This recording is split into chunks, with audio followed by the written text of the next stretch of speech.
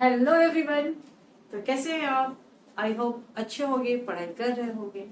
तो चलो इसी होप के साथ आज हम स्टार्ट करते हैं एक फिर से नया टॉपिक, कोलॉइड सॉल्यूशन। ओके, जो हमारे chapter is matter around a sphere का एक सब टॉपिक है, कोलॉइड। ओके, लास्ट सेशन में हम सॉल्यूशन देख चुके हैं, सस्पेंशन देख चुके हैं, और अब की बारी है कोलॉइड सॉल्यूशंस की। ओके, तो सॉल्यूशन में हमने देखा था कि हमारे जो पार्टिकल्स होते थे वो क्या होते थे, 1 नैनोमीटर से भी छोटे होते थे। फिर हमने किसकी बात करी थी, सस्पेंशन की बात करी थी। वहां हमने क्या देखा था कि सॉल्यूशन हमारा जो था वो हेट्रोजीनियस था, क्लियर कट डिमार्केशंस हमने देखे थे।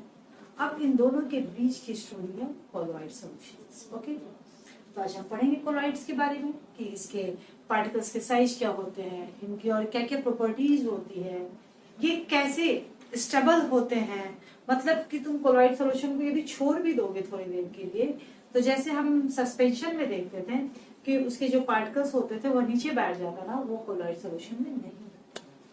तो सबसे पहले यदि हम बात करेंगे कोलॉइड सॉल्यूशंस की, तो हम क्या बताएंगे आपको कि ये एक हेटेरोजीनियस मिक्सचर है। ओके, ये क्यों है हेटेरोजीनियस मिक्सचर? क्योंकि इसमें जो भी दो या दो से अधिक कंपोनेंट्स हैं वह पूरी तरह से यूनिफॉर्मली मिक्स्ड नहीं है। Okay, not mixed uniformly.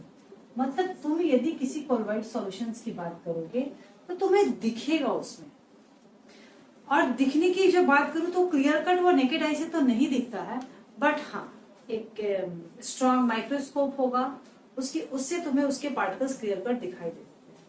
क्यों नहीं दिखाई देते हैं? नॉट मिक्स्ड इवनली, ठीक है, इसलिए इसे होमोजीनियस नहीं बोल सकते हैं। पार्टिकल्स दिखाई भी नहीं देते हैं, ठीक है, तो तुम हेट्रोजीनियस तो बोलोगे, बट ये दोनों के बीच की कैटेगरीज है। इसलिए दोनों के बीच की कैटेगरीज है कि 1 नैनोमीटर से छोटा था तब तो वो सॉल्यूशन को क्या बना देता था, होमोजीनियस। मतलब कि जब तुम सॉल्यूशन की बात करोगे और एक बीकर में लेते हो तो इसके पार्टिकल्स के साइज बहुत छोटे छोटे, इतने छोटे कि जो वो सॉल्वेंट रहते थे उसमें जाके वो क्या हो जाता था, बैठ जाता था, मिक्स हो जाता था, फिक्स्ड हो जाता था। तो उसकी वजह से वो कहीं अलग से नहीं दिखाई देता था। तो ये थे तुम्हारे सॉल्यूशंस के पार्टिकल्स जो क्या थे, less than 1 nanometer, less than 1 nanometer. आगे हम जब बात बढ़े तो अब तुम देखोगे कि ये जो है दिस इज द कोलॉइड के सॉल्यूशंस। तो इसके पार्टिकल्स थोड़े बड़े बड़े हो जाएंगे इससे, और जब हम बात करेंगे ये कि इसकी साइज कितनी होगी, मतलब साइज तो थोड़े बड़े ज्यादा बड़े तो चलता नहीं है। साइंस की में हम जब भी बातें करते हैं तो एग्जैक्ट मेजरमेंट की बातें करते हैं। तो जब हम मेजरमेंट की बात करेंगे तो क्या हो जाएगा, ये हो जाएगा तुम्हारा बिटवीन 1 नैनोमीटर एंड 100 नैनोमीटर, इनके बीच का ये पार्टिकल्स हो जाएगा, ठीक है। तुम एक जैसे तुम्हारा सोप वाटर जो होता है, पानी में जो तुम साबुन थोड़ा सा हल्का या फिर मडी मडी वाटर जो होता है, ये सब कोलॉइडल सॉल्यूशंस के एग्जांपल होते हैं। और जब हम सस्पेंशन की बात करेंगे तो सस्पेंशन के पार्टिकल्स इन सबसे ज्यादा ही बड़े होते हैं, मतलब larger than the all suspension and the solution. तो ये किसके हो जाएंगे, sorry suspension larger than the solution and the colloid, भी क्या हो जाएगा, मोर देन 100 नैनोमीटर। तो इस तरह से हमारे पार्टिकल्स होते हैं जो हमारे सॉल्यूशंस में, सस्पेंशन में और कोलॉइड्स में अरेंज रहते हैं। क्लियर? सॉल्यूशंस के पार्टिकल्स तुमने देखा बहुत छोटे छोटे, सस्पेंशन 1 नैनोमीटर से 100 नैनोमीटर के बीच में है, और सस्पेंसर के पार्टिकल्स बहुत बड़े, इतने बड़े हैं कि जो तुम you can see through the naked eyes. Okay, solution में नहीं देख सकते थे, वो तो माइक्रोस्कोप से भी नहीं दिखाई देंगे, और इसमें तुम्हें नेकेड आई से नहीं दिखेगा। किसमें? कोलॉइड्स की जो बात हम कर रहे हैं, बट तुम माइक्रोस्कोप से देख सकते हो। तो ये तो हमारी एक फर्स्ट प्रॉपर्टीज इसकी हो गई हमारी। और हम बोल सकते हैं colloidal solution are the such types of the solutions which is heterogeneous, okay, and the size of the particles is between 1 nanometer to 100 nanometer। तो जब हम प्रॉपर्टीज की बात करें तो इसके फर्स्ट प्रॉपर्टीज में क्या आ गया है? ये एक हेटेरोजीनियस मिक्सचर है। सेकेंड प्रॉपर्टीज क्या आ गया? साइज ऑफ द पार्टिकल्स इसके क्या है? 1 नैनोमीटर टू 100 नैनोमीटर।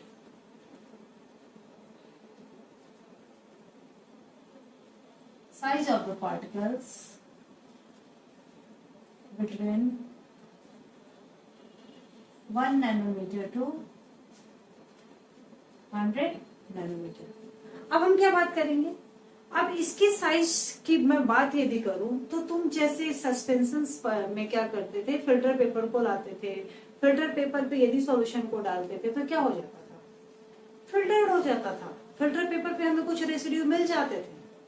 लेकिन यदि हम सस्पेंशन में, सॉरी कोलॉइड्स में यही बातें करें तो क्या हो जाएगा? एक स्पेशल फिल्टर पेपर के थ्रू हम इसको फिल्टर कर सकते हैं। अदरवाइज हम यदि नॉर्मल फिल्टर पेपर से यदि चाहे कि इसके पार्टिकल्स फिल्टर पेपर पे हमें मिल जाए, इसका रेसिड्यू हमें मिल जाए, तो क्या होगा? ये हमें नॉर्मल फिल्टर पेपर पे इसके रेसिड्यूज नहीं मिलेंगे। हाँ, सेमी परमिएबल मेम्ब्रेन के थ्रू ये पास हो सकता है। ओके, अब हम इसके थर्ड, क्योंकि इसकी साइज क्या है? बहुत ज्यादा बड़े भी नहीं है ताकि तुमको फिल्टर पेपर पे मिल सके। तुमने सॉल्यूशन में एक चीज पढ़ी थी कि एक तो सॉल्वेंट होता है जो लार्ज अमाउंट में प्रेजेंट होता है, और दूसरा क्या होता है जो स्मॉल अमाउंट में हम डालते हैं। मतलब दो चीज को तो मिला के सॉल्यूशन बनता था ना। तो एक जो लार्ज अमाउंट में रहता था दैट इज कॉल्ड था सॉल्वेंट, और जो स्मॉल अमाउंट में रहता था वो क्या होता था? सॉल्यूट। अब हम बात करेंगे सेम चीज कोलॉइड में भी, लेकिन इस समय हम सॉल्वेंट को क्या बोल देंगे? सॉल्वेंट को हम क्या बोलेंगे? Disposed medium. ओके, और इसके बारे में फिर आगे और भी बताऊंगी कितने तरह के, इस बेसिस पे कितने तरह के कोलॉइड्स हो सकते हैं।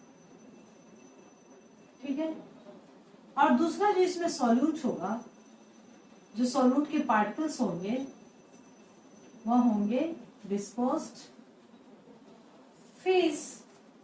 तो इन दोनों को मिला के हो जाएगा हमारा कोलॉइड। बट अब हम यहाँ पे सॉल्यूट और सॉल्वेंट की चर्चा नहीं करेंगे। हम जब कभी भी किसी कोलॉइड की बात करेंगे तो हम बताएंगे कि एक डिस्पोज्ड फेज है और दूसरा हमारा डिस्पोज्ड मीडियम। क्लियर? और ये डिस्पोज्ड फेज, डिस्पोज्ड मीडियम अलग अलग हो सकते हैं। जैसे हमने सॉल्यूशन में बात करी थी किसकी? बाइनरी सॉल्यूशंस की बात की थी ना। तो ये भी हम लास्ट में देखते हैं फिर। और बाइनरी सॉल्यूशन में हमने क्या बताया था कि यदि बाइनरी सॉल्यूशन में हमने बताया था कि यदि हमारा सॉल्वेंट सॉलिड है तो सॉलिड में सॉल्यूट लिक्विड हो सकता है, सॉलिड में गैस भी सॉल्यूट हो सकता है, सॉलिड में सॉलिड भी सॉल्यूट हो सकता है। और इस तरह से हमारे कितने कंपोजिशन बने थे?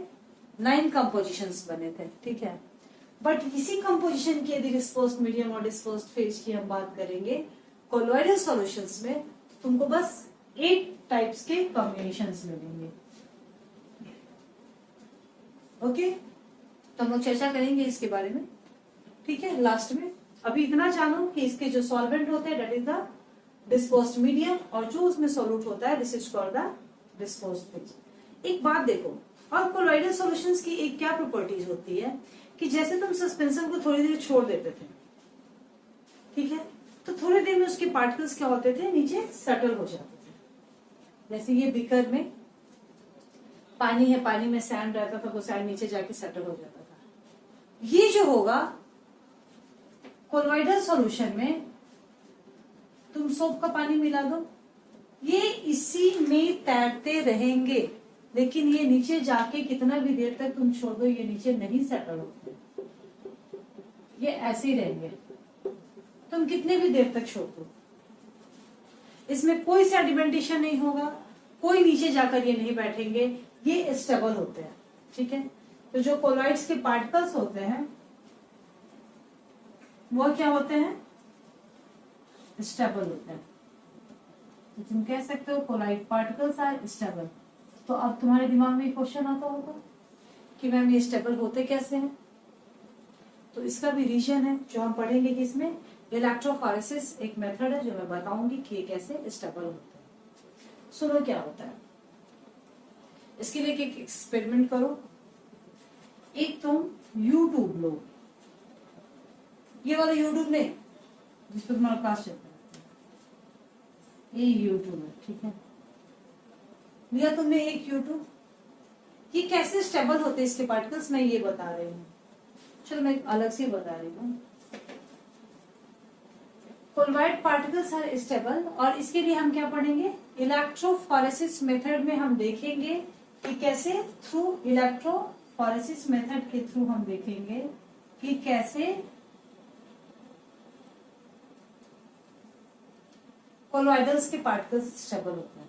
ठीक है, ये मैं अलग से बताती हूँ फिर। अभी तक जब तक प्रॉपर्टीज हम लोग क्या करते डिस्कस करते हैं। इसका जो मूवमेंट होता है कोलॉइड्स पार्टिकल्स का from higher concentration to lower concentration, जो डिफ्यूजन होता है बट स्लो डिफ्यूजन होता है।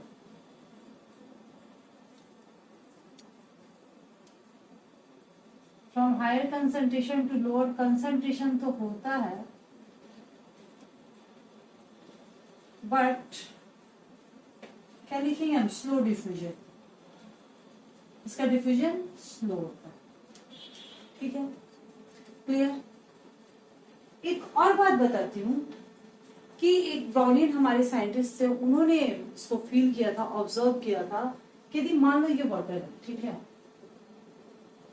इसमें तुम पॉलन ग्रेन डाल दो, बहुत ही लाइट पार्टिकल्स होता है, या फिर तुम रूम के अंधेरे में एक हल्का सा लाइट डालो। ठीक है, अंधेरे रूम में देखो कहीं से सनलाइट जा रहा है एक छोटे से कहीं होल से, तो तुम देखोगे जो पार्टिकल्स रहते हैं ऐसे वैसे जिग जैग मूवमेंट में इधर उधर मूव करते रहते हैं। इसी तरह तुम यदि डस्ट पार्टिकल्स यहाँ डाल दोगे, सॉरी पॉलन ग्रेन से पार्टिकल्स डाल देते हो, तो देखोगे क्या हो जाता है, इसमें हमेशा फोर्स लगता रहेगा और ये जिग जैग मूवमेंट इसमें चलता रहेगा। ठीक है, जिग जैग मूवमेंट होता रहता है, and this zigzag movement is known as the Brownian movement. Brownian movement, okay?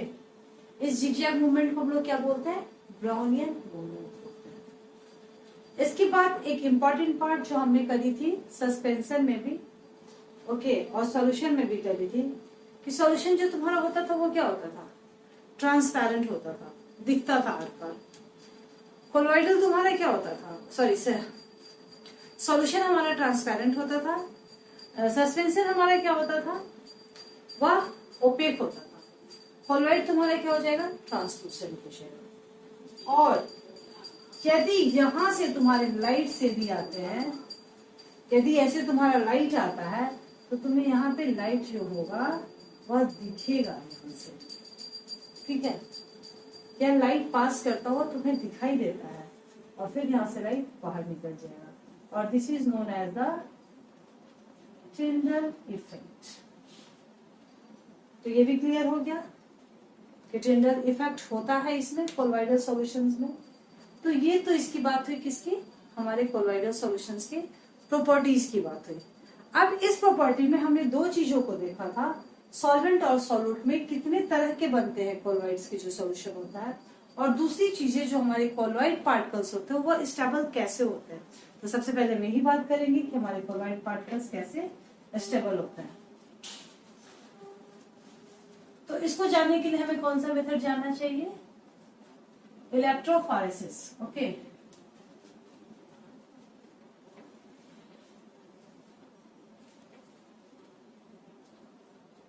चलो अब मैं तुम्हें बताती हूँ डिटेल में कि इलेक्ट्रोफोरेसिस मेथड क्या है।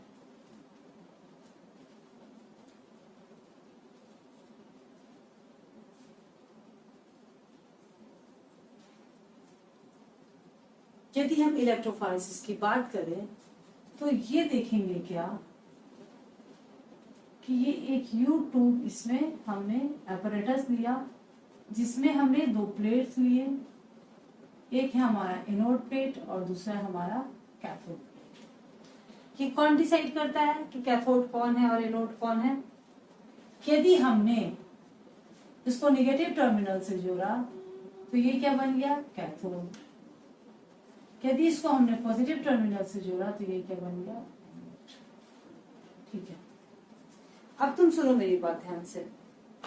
कोलॉइडल सॉल्यूशंस में कोलॉइड्स के जो पार्टिकल्स होते हैं वो नेगेटिवली चार्ज्ड, कोई भी चार्ज हो सकते हैं, नेगेटिवली चार्ज, पॉजिटिवली चार्ज। मान लो ये कोलॉइडल सॉल्यूशन में हमने क्या किया, इसको कोलॉइड के पार्टिकल्स को नेगेटिवली चार्ज बताया। ठीक है,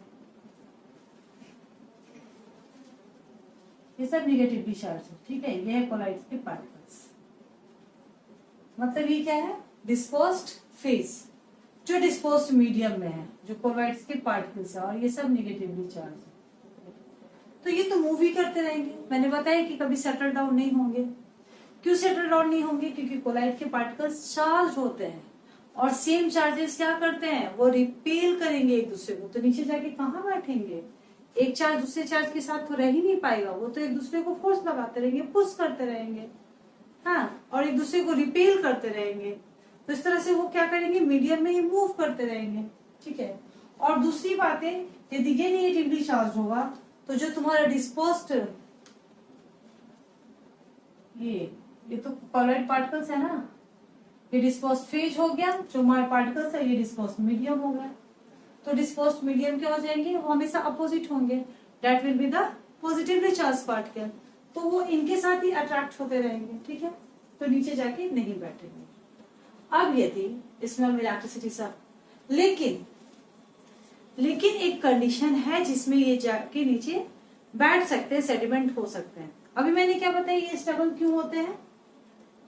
क्योंकि हमने क्या पढ़ा था सस्पेंशन में कि पार्टिकल्स मूव करते रहते हैं, लेकिन थोड़ी देर के लिए तुम छोड़ दो तो ये क्या हो जाते हैं? नीचे जाके सेटल डाउन हो जाते हैं, स्टेबिलिटी इनमें आ जाती है। तो ये कैसे मूव करते रह जाते हैं? ये क्यों नहीं सेटल डाउन हो जाते हैं थोड़ी देर के बाद? तो मैंने क्या बताया, ये चार्ज पार्टिकल्स होते हैं जो कि एक दूसरे को रिपेल करते रहते हैं, तो नीचे नहीं सेटल डाउन हो जाते हैं। तुम कितने देर के लिए भी छोड़ो, वो वैसे ही मूव करते रहेंगे। अब इलेक्ट्रोफोरेसिस में क्या होता है कि तुमने एक एनोड लिया और दूसरा तुमने कैथोड लिया। ठीक है, तो एनोड में क्या होगा कि ये जितने भी चार्ज पार्टिकल्स जो थे हमारे नेगेटिव थे, तो वो क्या हो जाएंगे? यहाँ पे आकर एक्युमुलेशन होना स्टार्ट हो जाएगा। क्यों हो जाएगा बताओ?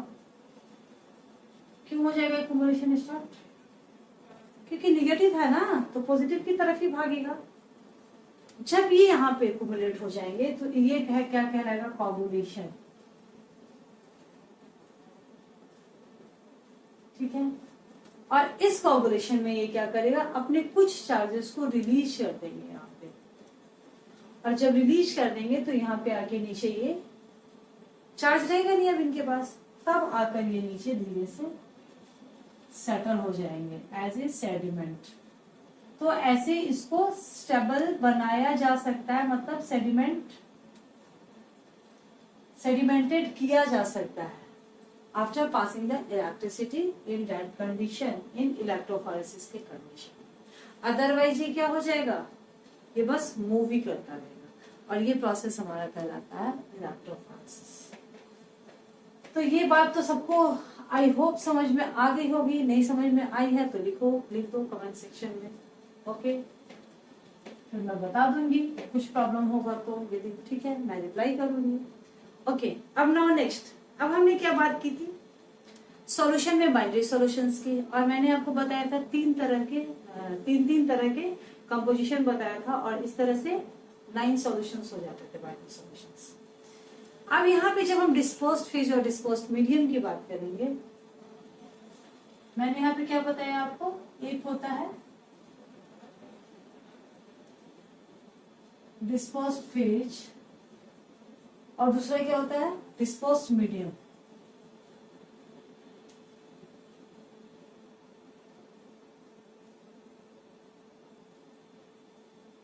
ठीक है, तो डिस्पोज्ड फेज और डिस्पोज्ड मीडियम में किस तरह के कोलॉइडल सॉल्यूशन बनाएंगे और उसके क्या एग्जांपल्स होंगे। क्लियर। डिस्पोज्ड, और इसमें अभी तुमको एक तरह के कोलॉइडल सॉल्यूशन मिलेंगे। ओके, यदि हम सबसे पहले डिस्पोज्ड मीडियम में क्या ले, गैस ले। ठीक है, यदि हम गैस लेते हैं तो गैस के साथ क्या होगा, लिक्विड मिक्स हो सकता है। तो first one is the, gas में लिक्विड तो हो सकता है ना डिस्पोज्ड फेज। उसके बाद दूसरे कंडीशन में क्या हो सकता है, गैस में सॉलिड हो सकता है। बट एक चीज तुमको नहीं मिलेगा, गैस के साथ गैस नहीं होता है। इसीलिए बाइनरी सॉल्यूशन में हमारा 9 कंपोजिशन बनता था, लेकिन कोलॉइडल सॉल्यूशन में हमारे बस 8 ही कंपोजिशन मिलेगा। लिक्विड और गैस को जब तुम मिलाओगे तो ये क्या बनाएंगे, कभी भी इस तरह के कोलॉइडल सॉल्यूशन को बोलोगे, या तो लिक्विड गैस हो या तो सॉलिड गैस हो, उसको बोलोगे एरोसोल। इसको भी बोलेंगे एरोसोल।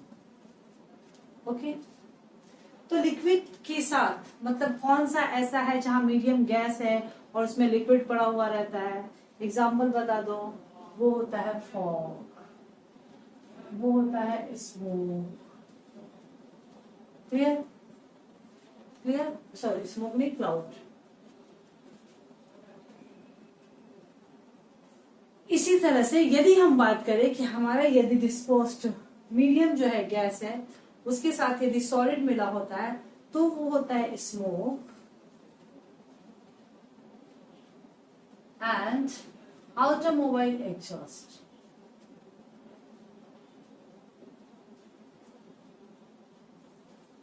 ओके, तो यहां पे हमको क्या मिला, 2 कंपोजिशन मिला। This is the disposed medium जो क्या कहलाएगा, सॉल्वेंट। डिस्पोज्ड फेज जो कहलाएगा सॉलिड। गैस में लिक्विड मिक्स है, गैस में सॉलिड मिक्स है, दोनों को बोलेंगे एरोसोल्स। ठीक है, अब थर्ड वाला हम क्या लेंगे, थर्ड वाला लेंगे हम लिक्विड। मतलब हमारा डिस्पोज्ड मीडियम क्या होगा, लिक्विड। तो इसके तो 3 कंपोजिशन मिलेंगे, बस इस वाले के 2 ही कंपोजिशन मिले, अब इसके 3 कंपोजिशन तुमको मिलेंगे। तो यहाँ पे लिख लो लिक्विड। क्या क्या 3 कंपोजिशन मिल सकते हैं, पहला लिक्विड के साथ क्या मिलेगा तुमको, गैस मिलेगा।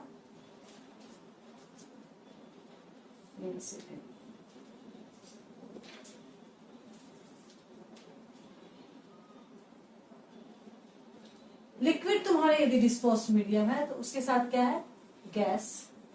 लिक्विड तुम्हारे यदि डिस्पोज्ड मीडियम है तो उसके साथ क्या, लिक्विड भी हो सकता है। और लिक्विड यदि तुम्हारा मीडियम डिस्पोज्ड है तो उसके साथ फेज क्या हो सकता है, सॉलिड भी हो सकता है। मतलब ये सारे के सारे कॉम्बिनेशंस बन सकते हैं। ठीक है, फिर नेक्स्ट किसकी, गैस की बात हो गई, लिक्विड की बात हो गई, अब क्या बात होगी, सॉलिड की। तो तीनों तुम सॉलिड लिख लो, सॉलिड सॉलिड सॉलिड।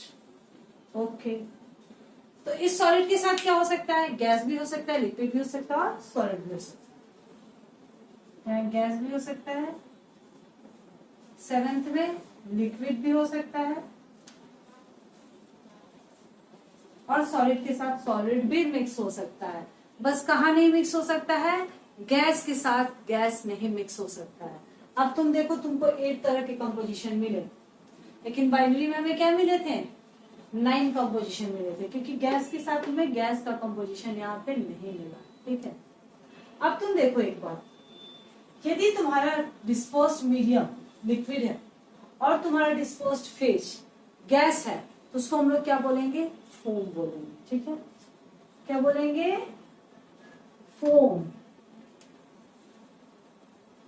तो तुम बताओ, कभी फोम बनता है, जब सेविंग होता है तो सेविंग क्रीम क्या करता है, ऐसे फोम फोम फोम फोम बना देता है, या फिर तुम साबुन से जब रगड़ते हो तो वो बहुत ही क्या बना देता है, झाग बना देता है। ये तुम लिखो सेविंग क्रीम, या फिर तुम वो लिखो leather of soap, leather of soap, ठीक है। ओके, तो ये फोम कहलाया। अब पानी के साथ पानी का भी देखा है तुमने, आज ब्लू है पानी पानी। और इस तरह के हम कोलॉइडल सॉल्यूशंस को क्या बोलेंगे? इमल्शन। क्या बोलेंगे? इमल्शन। तो बताओ क्या है इमल्शन का एग्जाम्पल? जो भी तुम फेस क्रीम यूज करते हो, या फिर तुम्हारा मिल्क है, या जो भी तुम फेस क्रीम यूज करते हो, क्या यूज करते हो? Fair and handsome, fair and lovely, ठीक है। ये सब क्या है तुम्हारे? ये सब तुम्हारे इमल्सन का एग्जाम्पल है, क्योंकि वह क्या है? लिक्विड के साथ लिक्विड मिक्स है। अब बताओ लिक्विड के साथ सॉलिड क्या मिक्स होगा? बताओ। इसको तुम बोलोगे सॉल्ट। क्या बोलोगे? सॉल्ट। और ये क्या हो जाएगा? या तो मड हो गई, या तो फिर मिल्क ऑफ मैग्नीशियम। उसमें सॉलिड में लिक्विड ही तो रहता है, लिक्विड रहता है, और मड में देखो सॉलिड मिक्स रहता है। तो क्या बोलोगे इसको? Mud and milk of magnesia, जो मैं बात की थी मैंने सस्पेंशन में भी। क्लियर? अब सिंपल चीज इसी से ही रिलेटेड है। जैसे जब लिक्विड में तुमने गैस को मिलाया था तो तुमने बनाया था फोम। अब सॉलिड में जब तुमने गैस मिलाया तो ये सॉलिड है, तो तुम इसको क्या बना दो? Solid foam. Solid foam. और सॉलिड फोम का एग्जांपल बताओ। तुम्हारे जो फोम होते हैं, रबर होते हैं, ये सब क्या होते हैं? सॉलिड फोम तो होते हैं।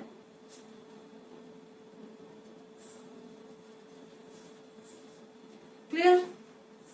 फिर यदि हम सॉलिड के साथ लिक्विड बनाएं तो क्या बन जाता है?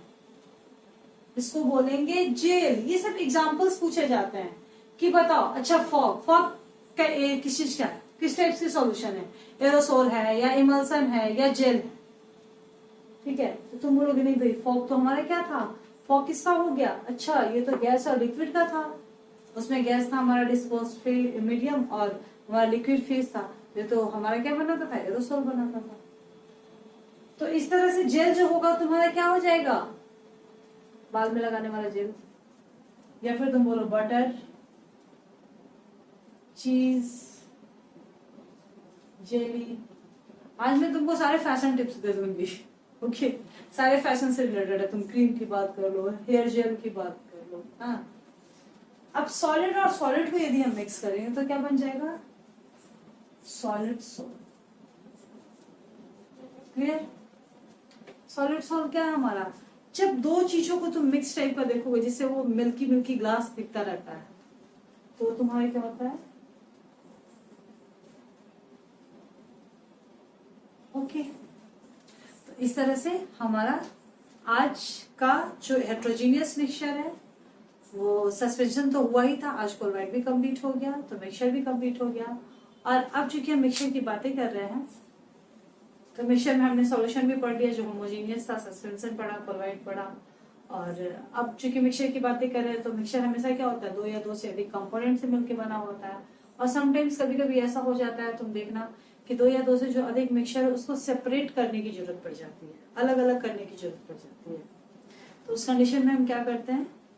अलग अलग टेक्निक्स यूज करते हैं। किसके लिए? सेपरेशन के लिए। तो they are the different different methods of the separation. तो फिर हम लोग पढ़ेंगे कि कैसे कैसे अलग अलग मेथड और किस तरह के हर चीज को एक ही वे से सेपरेट नहीं कर सकते हैं। तो नेक्स्ट क्लास में हम लोग पढ़ेंगे इसके बारे में, मेथड ऑफ सेपरेशंस के बारे में। और एक क्लास में तो खत्म नहीं होगा, देखेंगे एक एक करके एक एक टॉपिक को। ओके, और आई होप ये सब बहुत इजी टॉपिक था, कोलॉइड सॉल्यूशंस, आप लोगों को क्लियर हो गया होगा। किसी को कोई प्रॉब्लम होगा तो कमेंट सेक्शन में लिख देना, मैं पढ़ूंगी और उसकी रिप्लाई भी जरूर करूंगी। ओके, तब तक के लिए गुड बाय। स्वस्थ रहो, मस्त रहो, मुस्कुराते रहो, पढ़ते रहो और रिविजन करते रहो।